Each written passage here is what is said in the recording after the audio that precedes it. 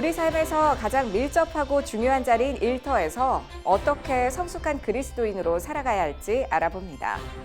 CBMC 창업선교위원회가 기독 청년 창업가들을 위해 굿스타트업 멘토링 데이를 열었습니다. 전 세계 선교지 소식을 전해드리는 월드리포트입니다.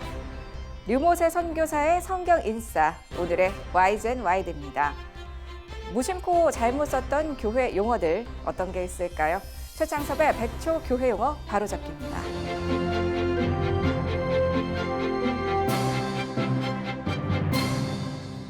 안녕하십니까? 매 요일마다 섹션을 통해 더 깊이 있는 글로컬 선교교육 뉴스 전해드리고 있는 CGN 투데이입니다. 월요일인 오늘은 목회와 신앙입니다.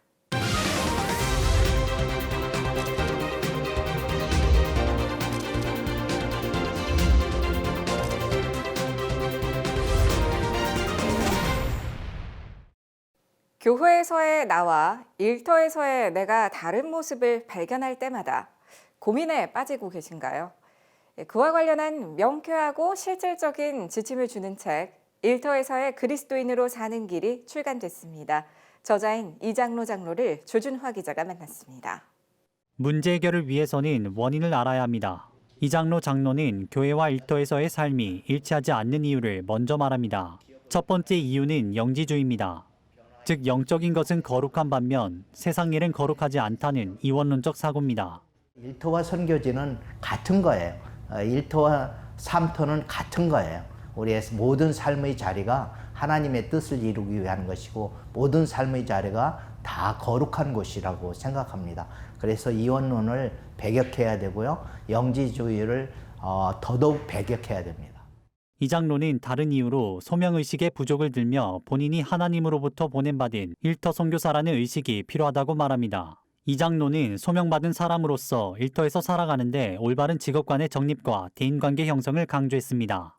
상사하고의 관계, 부하하고의 관계, 동료 간의 관계가 결국 행복의 지수를 결정하더라고요.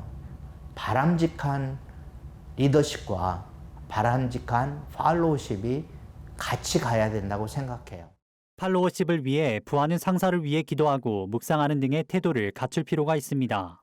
리더십은 부하의 성장을 돕는 등의 섬김이 필요합니다. 이 장로는 일터에서 크리스천이 빛과 소금된 자로서 선한 영향력을 끼치기 위해서는 탁월한 역량도 갖춰야 한다고 강조합니다. 일터에서 복음을 전하는 하나님 나라 선교사로 살아가는 데 있어서 정말로 크리스찬이 갖춰야 될 역량이 중요합니다. 보통 회사 사장님들이 이런 말을 합니다. 크리스찬은 너무 성품은 좋은데 일은 못해. 일을 숙달하기 위해서 훈련을 많이 받아야 돼요. 상사로부터 훈련도 받고. CGN 투데이 조준합니다. 코로나19의 장기화로 인해 경기 전망이 불투명한 가운데 청년 창업가들의 걱정은 날로 커지는데요. CBMC 창업선교위원회가 기독 청년 창업가들의 고민을 함께 나누는 특별한 행사를 열었습니다. 조준화 기자가 취재했습니다. 최근 CNBC 창업선교위원회가 예비 창업자와 스타트업 참여자들을 대상으로 굿스타트업 멘토링 데이를 개최했습니다. 젊은들에게 창업에 대한 비전을 불케해주고 그걸 지원해주는 일에 대해서 그 자기 일터의 꿈을 갖고 실현해 나가는 그런 일을 돕는 사역입니다. 이번 행사에는 기존 스타트업을 운영하고 있는 기독 청년들이 기업의 핵심 기술과 가치를 소개하고 향후 계획에 대해 나누는 시간을 가졌습니다. 오랜 기업 운영의 경험을 토대로 멘토들은 마케팅, 소비 경영 등 다양한 관점에서 날카로운 조언도 했습니다. 투자자들은 사실은 지금 오프라인을 통해서 이렇게 매출이 올라오고 이런 것들을 보다 이 사이트에 얼마나 많은 사람들이 들어오는 그런 플랫폼 역할을 하는 게 사실 제일 중요한 서비스예요. 이 밖에도 멘토링 희망 내용을 통해 투자 유치 등 다양한 주제에 대해 멘토들의 답변을 들을 수 있었습니다. 신앙이라고 하는 것 때문에 위안을 삼는 것 같아요. 하나님께서 이 길이 아닌가 보다. 근데 제가 보기에는 사업을 한다라고 하면 되도록이면 실패하지 않기 위해서 이번 행사를 통해서 참석자들은 기독 청년들에 대한 희망을 발견할 수 있었다고 말했습니다. 우리가 생각컨대 젊은 크리스찬들, 우리 청년들이 교회도 많이 떠나고 좀 낙심이 많이 되는 분들도 있던데 또 이런 기회를 통해 가지고 또 많이 그런 믿음의 다음 세대를 많이 또 발견도 하고 저희가 또 신앙적으로 같이 기도하고 또 멘토 역할을 해준다 그러면은 또 많이 떠난다고 너무 낙심만 하지 않아도 되지 않겠나 하는 희망도 좀 갖습니다. CGN 투데이 조준합니다.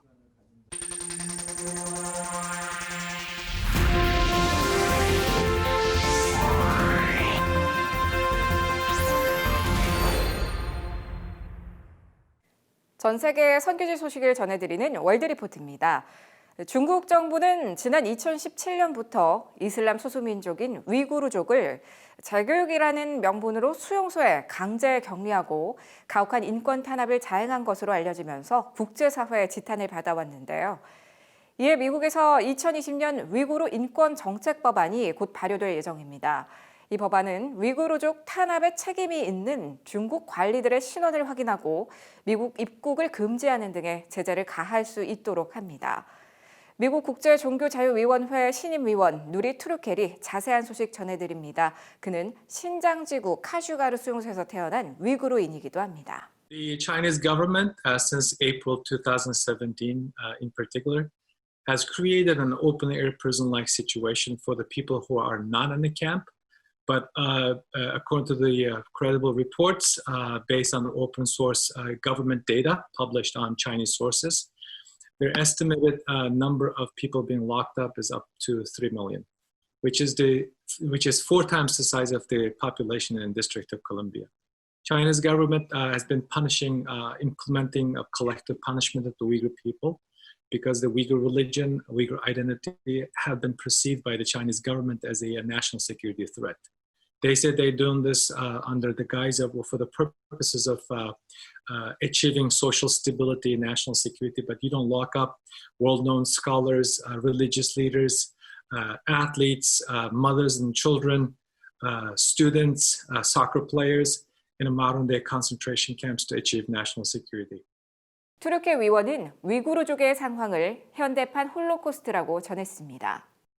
The Holocaust Museum recently recognized that crimes against humanity is being committed against Uyghur people. This is 2020.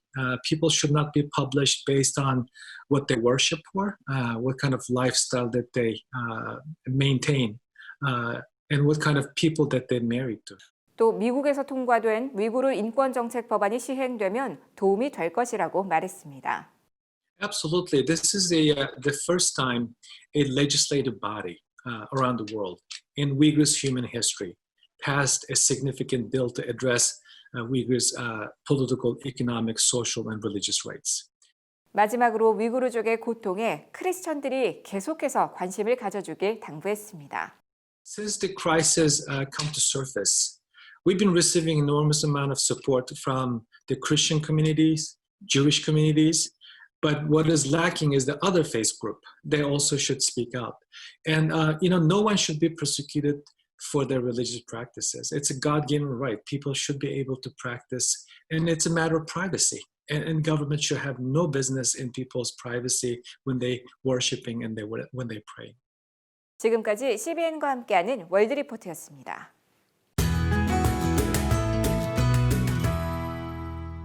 샬롬 우브라카. 삭개오가 왜 뽕나무에 올라갔을까요? 이렇게 물어보면은 많은 분들이 질문이 끝나기가 무섭게 이렇게 대답하죠. 키가 작아서 예수님 보러 올라갔죠. 이렇게 대답하십니다. 하지만 여러분 그거 아십니까? 삭개오 사건이 벌어진 이 도시는 여리고인데 여리고는 종려의 성읍입니다. 곳곳에 지금도 가보시면 이 가로수가 전부 종려 나옵니다. 이렇게 질문을 한번 돌려볼까요? 삭개오는 왜 종려의 성읍인 여리고에서 지천에 깔려있는 그 종려나무에 올라가지 않고 왜 하필이면 뽕나무에 올라갔을까요?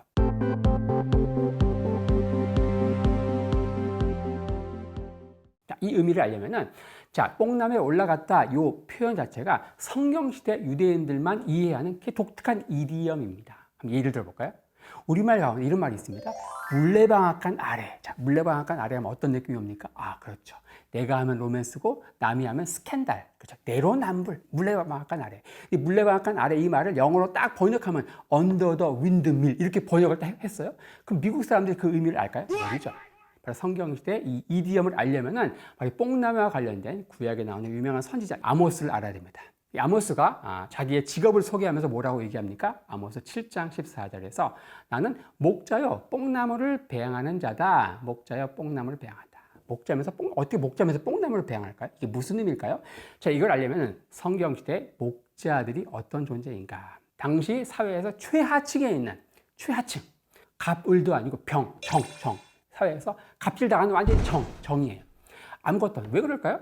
유대 이스라엘 백성들은 광야에서 다 목자였죠. 하지만 가나안 땅에 들어와 가지고 다 이제 집을 짓고 농경 문화의 신인 바알신에게 계속 빠지는 거죠. 다 누구는 집 짓고 나중에 시간이 지나니까 누구는 큰 저택을 짓고 누구는 막 저 제주도에 세컨하우스도 짓고 엄청난 집을 짓는 거예요. 하지만 그때까지 이 농경사에 정착하지 못하고 한 사람들이 다 사회에 떠돌이로 해가지고 저 광야로 쫓겨나는 거죠. 거기서 목자질을 하는 게 바로 성경시대 나오는 목자 사회 적응하지 못한 부적응자, 불황자들의 모임이 바로 목자들이었다는 거예요. 자, 이 목자들이 광야에서 양들을 칠 때에 문제가 있습니다. 광야로 쫓겨났는데 이스라엘 날씨는 바로 6개월 동안 비가 오지 않는 건기가 있어요. 우기 때는 그나마 버틸 수 있는데 양들 데리고 광야로 갔는데 6개월에 건기가 시작이 됩니다. 바로 4월 달부터 6월절이는 4월 달부터 10월 달에 있는 이 초막절까지 6개월간 비가 오지 않는데 버텨야 되는 거예요. 6개월 동안 쫙 버텨야 되는데 6개월까지 버티지 않고 딱 7주만 버티면 살아날 수 있는 그 길이 열립니다. 하늘이 무너져도 솟아날 구멍이 있는 거예요. 6월절이 딱 4월 달에 있는데 그때가 이제 보리 추수기고요. 그 다음에 7주 후에 있는 77절, 오순절 이때에 바로 밀추수기입니다. 밀추수가 다 끝나요. 그리고 나서 그 다음 10월 달에 있는 다시 씨 뿌리는 그때까지 이 농경들이 비어 있는 거예요. 그래서 이 목자는 광야에 있는 목자는 딱 7주 동안만 광야에서 버티고 있다가 바로 77절쯤에 바로 밀추수 다 끝난 이 곳에 와가지고 거대한 밀밭의 주인하고 이제 딜을 하죠. 그래서 내가 양들 데리고 여기 와서 이제 밀밑둥 먹이겠다. 대신에 그 밀밭 사이에 곳곳에 나 있는 이 뽕나무를 내가 배양하겠다. 뽕나무 보이십니까? 뽕나무에 올라가가지고 열려있는 열매를 일일이 이 바늘로 펀칭을 하고 거기에 올리브 기름을 쫙 발라줘야 돼. 그래야만 이게 10월달에 있거든요. 굉장히 노동력이 요구되는. 근데 그거 하지 않으면 뽕나무가 열매가 맺히지 않습니다. 일일이 바늘로 뚫어주고 기름 발라주는 이게 바로 뽕나무 배양입니다. 내가 양들 데리고 밀밑둥 먹이고 뽕나무 배양한다. 자, 누가 이 계약에서 이익을 본 겁니까? 당연히 밀밭 주인이죠. 밀밭 주인은 어차피 버리는 밀밑둥 버리고 양들이 들어와서 그걸 먹고서 어떻게 해요? 또 거기다 막 응가를 하죠. 천연 유기농. 거기다가 또 많은 노동력, 인건비가 들어가는 그 뽕나무 배양을 그냥 시키는 거예요. 아니 노동력 착취. 이러한 상황에서 아모스는 목자면서 뽕나무를 배양했다. 이런 의미가 바로 당시의 사회에서 이리 치고 저리 치고 노동력 착취당하는 그런 굉장히 그런 이미지에서 나온 사람이 바로 이 선지자 아모스인데, 자, 목자요 뽕나무를 배양했다. 이 이미지에서 바로 삭개오가 왜 뽕나무에 올라갔는가? 왜 굳이 이 종려나무가 아니고 뽕나무인가? 그거 다시 한번 본론으로 돌아오겠습니다. 이 사건이 벌어진 도시는 바로 여리고였다. 이 여리고는 바로 예루살렘과 함께 제2의 도시 여리고. 당시 헤롯 대왕은 예루살렘에서 통치하다가 예루살렘은 산지도시를 굉장히 춥거든요. 여리고는 해발 마이너스 300m에 있는 굉장히 사시사철 따뜻해요. 겨울에는 여기서 다스립니다. 그러니까 여리고는 우리로 얘기하면 서울, 다음에 부산 제2의 도시예요. 6개월 동안 왕이 여기서 다스리는데 헤롯 대왕이 와가지고 이제 여기 통치할 때 지역에 있는 유지들을 다 부르겠죠? 삭개오가 불려갔을까요? 안 불려갔을까요? 당연히 불려갔죠. 삭개오는 누굽니까? 당시 직업이 뭐예요? 삭개오는 세리장입니다. 세리장. 단순 세리가 아닌 세리장. 직업을 얘기하면 단순한 회계사가 아니고 회계법인 CEO. 당연히 불려갔겠죠. 자, 누구나 다 아는, 여리고에서 누구나 다 아는 유명 인사예요. 그러한 그 삭개오가 예수님 보려고 종려나무에 쫄라쫄라 올라가면 어떻게 될까요? 굉장히 체면국이겠죠. 하지만 뽕나무에 올라가면은 그 뽕나무에 뭐가 있어요? 바로 목자들이 뽕나무 배양하고 있잖아요. 싹 올라가면은 자신이 변신되겠죠. 사람들부터 주목받지 않겠죠.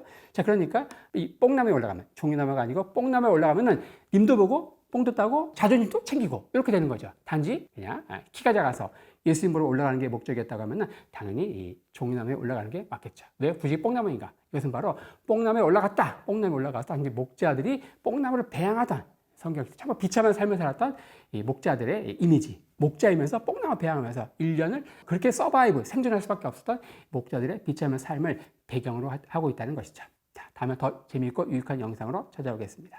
레이트라웃. 오늘의 단신입니다. 기독교 한국침례회가 최근 임원회를 열고 한국기독교총연합회의 탈퇴를 결의했습니다.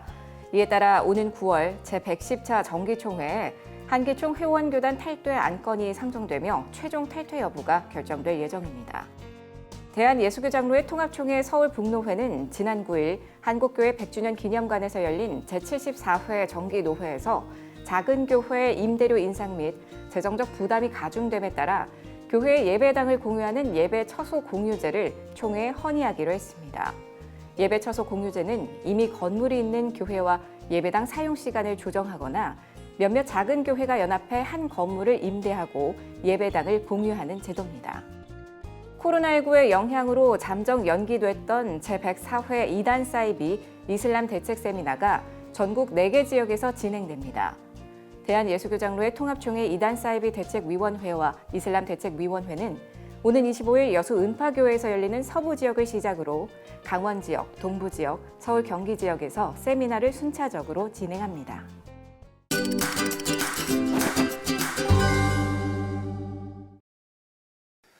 안녕하십니까. 백초 교회용어 바로잡기 최창섭입니다. 이 시간에는 즉시 고쳐야 할 것 3가지를 말씀드립니다. 먼저 사도신경에서 사도라는 단어가 합당한 단어가 아닙니다. 그리고 신경이라는 말이 믿음을 고백하는 글이라는 뜻이기 때문에 그저 삼척 동자도 다 알아듣기 쉽게 신앙 고백이라고 하는 것이 바람직합니다. 그리고 고백하는 거니까 굳이 눈 감고 할 필요 없지 않습니까? 사랑을 고백할 때 눈 감고 하는 사람이 어디 있습니까? 둘째, 신앙생활을 하다가 숨을 거두면 전에는 하나님의 부르심을 받았다라고 했는데 부고의 글자 수가 줄이려고 그랬는지는 모르지만 언젠가부터 소천했다로 바뀌었습니다. 소천이라는 단어는 표준국어 대사전에도 없는 말입니다. 소천했다고 하면 자기의 의지로 하늘나라로 갔다라는 말이 됩니다. 따라서 정확하게 쓰려면 소천받았다처럼 수동형으로 쓰든가 아니면 그저 쉽게 부르심을 받았다라고 쓰는 것이 좋겠습니다. 셋째, 아무 때나 할렐루야 하지 않았으면 좋겠습니다. 검색만 해보셔도 할렐루야를 함부로 써서는 안 된다는 것을 알 수 있습니다.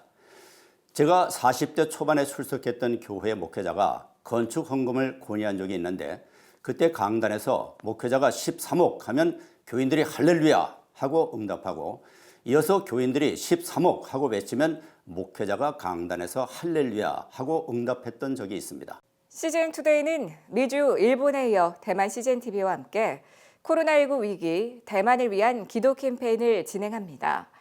대만 현지에서 전해온 타이페이 롱야오탕 교회 우청창 목사의 영상 기도 편지로 오늘의 CGN투데이는 인사드립니다. 함께 기도해 주시기 바랍니다. 시청해 주셔서 고맙습니다.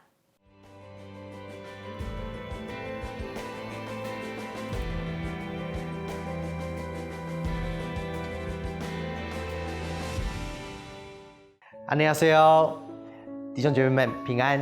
特别是我们在韩国的弟兄跟姐妹，我是吴成昌牧师，是位于台北荣耀堂的主任牧师。很高兴你们对台湾教会的关心，在这一次新冠状肺炎当中，对台湾的冲击是非常大的。许多的华人的教会有将近2个月的时间没有实体的聚会。在这2个月当中，对我们是冲击是非常的临时而到来的。我想很多的教会都没有预备好，但是感谢上帝宝血的遮盖，我们在这一次台湾的防疫当中，其实是非常的顺利。所以呢，台湾的这个生活还有我们的学校都是正常的在进行，所以我们的教会也差不多是在3个礼拜前就恢复了我们实体的聚会。那在这2个月当中，我们也发现有很多的事情是回不去了，所以也请韩国的弟兄跟姐妹们能够特别为着在教会当中台湾下半年度我们在经济上的冲击来代祷，因为台湾很多的一些商人，大部分都还是台商在中国大陆。那大家也都知道，现在我们在美国还有中国现在正在打贸易战，所以对台湾这个小国来说，其实是非常的辛苦。另外一个就是我们在实体的聚会是我们过去在这10几年当中都非常熟悉的，但是一下子我们变成是虚实的一个敬拜跟小组，现在变成我们没有办法再回到过去，好像一致全部都要是实体，所以这个虚实跟实体的这个整合，也是台湾的教会接下来会面临到的一个困境。特别也是请韩国的弟兄姐妹们为着台湾的失业来祷告。我们现在的失业率也是4.03%，这个是在这7年当中我们看到最高的一个指数。所以接下来的下半年不知道会遇到什么样的一个失业的情况，也请韩国的弟兄跟姐妹们能够特别为着台湾在经济上面、在失业方面能够为我们祷告跟遮盖。另外在教会方面，就是我刚刚所提到的，不管是虚拟的整合，或者是我们在经济方面机构还有教会的需求，还有我们现在要在多媒体当中的提升，都是我们现在台湾非常需要代祷的事项。谢谢你们的关心，也愿上帝祝福韩国，还有韩国的教会，在这个疫情当中都有上帝的保守。愿上帝祝福你们，谢谢。